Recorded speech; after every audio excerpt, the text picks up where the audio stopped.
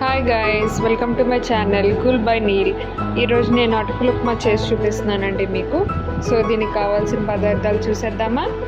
అవి 1 కప్ అటుకులు తీసుకున్నానండి, అండ్ గ్రీన్ చిల్లీస్, శనగపప్పు, ఆవాలు, జీలకర్ర, మినపప్పు అండ్ గ్రౌండ్ నట్స్, పచ్చిశనగపప్పు అండి.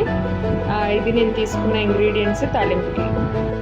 సో మనం మెయిన్ ఇంగ్రీడియంట్ అటుకులు ఉన్నాయి కదండి, అదొక జాలీలో తీసుకోవాలి వాష్ చేయడానికి. వాషింగ్ చేయడానికి మనం వాటర్ పోసుకోవాలండి. ఇంట్లోని వాటర్ పోసుకుంటే జాలీలోంచి వాటర్ వెళ్ళిపోతుంది. అటుకులు మనం కదపక్కర్లేదు, కదిపితే అవి కూడా బాగా మెత్తగా అయిపోతాయి. సో ఇలా మనం కడుక్కోవాలి. సో మన ఇంగ్రీడియంట్స్ అన్నీ రెడీ పెట్టుకున్నాం కదా. ఇప్పుడు ఒక కడాయిలో ఆయిల్ వేసుకుంటున్నానండి. ఆయిల్ హీట్ చేసుకోవాలి. హీట్ చేసుకున్న మనం రెడీ పెట్టుకున్న తాలింపు అన్నీ ఇందులో ఫ్రై చేసుకోవాలన్నమాట. సో మనం ఇలా ఫ్రై చేసుకోవడం వల్ల ఏంటంటే క్రిస్పీగా వస్తే మనం తినడానికి క్రంచీగా అనిపిస్తుంది. మార్నింగ్ టైంలో పిల్లలు కూడా బాగా ఇష్టపడతారు కదా. సో ఇలా క్రంచీగా కొంచెం ఎనర్జెటిక్గా ఉంటుంది అటుకులు కూడా మార్నింగ్ తింటే. ఇందులో నేను గ్రౌండ్ నట్స్, పప్పు వేసుకుంటున్నానండి. ఇది కొంచెం ఫ్రై చేస్తున్నాను. సో ట్రై చేయండి ఈ రెసిపీ. ఇది పిల్లలకి చాలా ఇష్టపడుతుంది. తక్కువ కారం ఉంటుంది, అంత స్పైసీ కూడా ఏమి ఉండదు. మార్నింగ్ మనకు కూడా ఏంటంటే కొంచెం హెల్తీగా అనిపిస్తుంది అండి ఇలాంటి బ్రేక్ఫాస్ట్ తింటూ ఉంటే. సో ఇవి మనం బాగా ఫ్రై చేసుకోవాలన్నమాట ఆయిల్లో.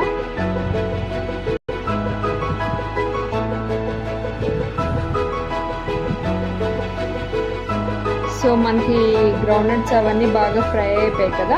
ఇప్పుడు ఈ తాలింపు దినుసులన్నీ వేసుకుంటున్నాను నేను అదే ఆయిల్లో.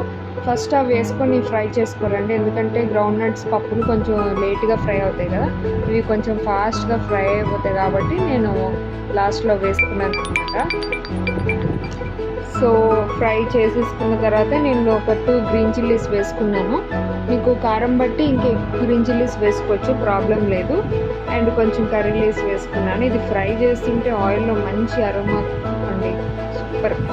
సో మనకి ఇప్పుడు అన్నీ ఫ్రై అయిపోయాయి కదండి. ఇప్పుడు కడిగి పెట్టుకుని ఉంచుకున్న అటుకులు కూడా వేసుకోవాలి. దానికన్నా ముందు నేను పసుపు వేసుకుంటున్నానండి. ఇందులో కొంచెం పసుపు, సాల్ట్ కూడా వేసేసుకున్నాను.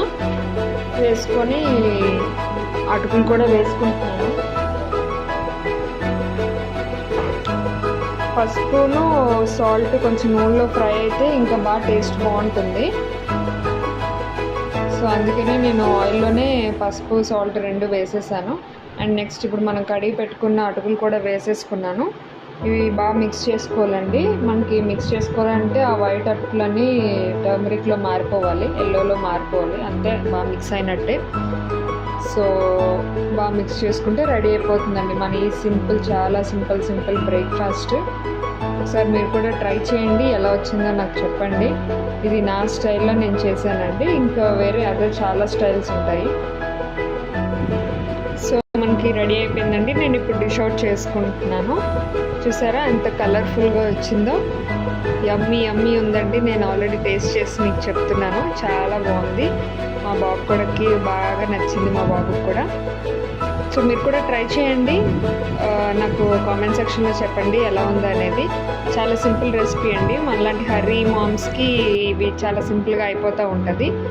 So please subscribe to my channel. Like చేయండి, షేర్ చేయండి, కామెంట్ చేయండి.